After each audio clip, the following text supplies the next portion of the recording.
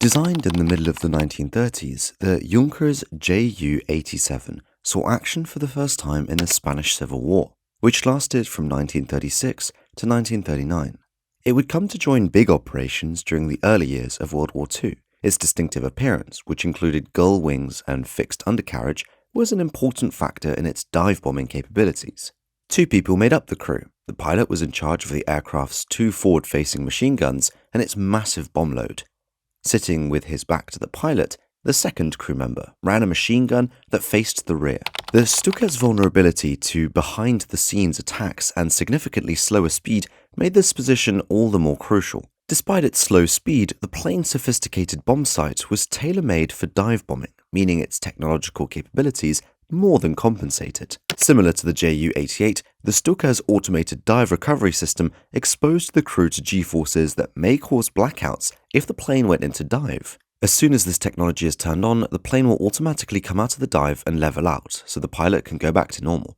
Using its almost 90-degree dive capability, the Stuka could drop its bombs with precision accuracy when piloted by an expert. The plane's sound was probably its most known attribute. Some have speculated that World War I fighters Ace Ernst Udent had a hand in creating it, although the exact circumstances surrounding its development are still up for debate. Two attached sirens were responsible for the infamous and iconic sound. Although some were fastened to the leading edges of the wings, the majority were fastened to the undercarriage legs of the aircraft.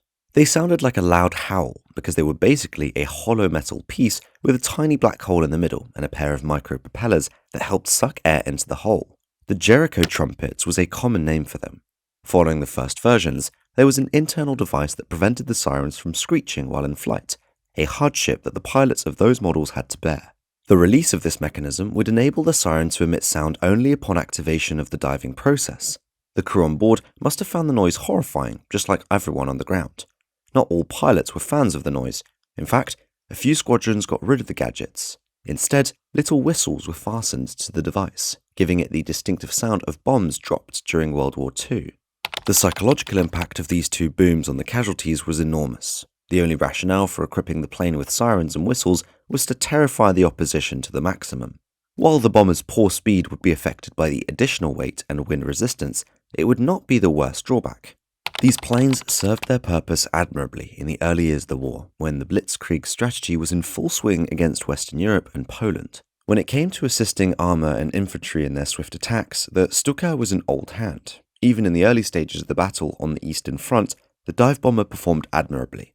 Very quickly the tide turned, and more sophisticated Allied planes had joined the fray. This sluggish plane took heavy damage from enemy fire. From the 6,000 that were manufactured between 1936 and 1945, just 2 are still in operation today. However, this plane will be remembered for its terrifying shriek, which was undoubtedly one of the most dreaded sounds during World War II. How effective was the German dive bomber Ju-87 according to you? In your opinion, what was the most terrifying and memorable noise of World War II? Or maybe you have an alternate opinion. Please share your opinions with us in the space provided below. Thanks for tuning in as usual, everyone. If you're interested in learning more about aviation and becoming a part of my small but devoted community, then you should definitely subscribe.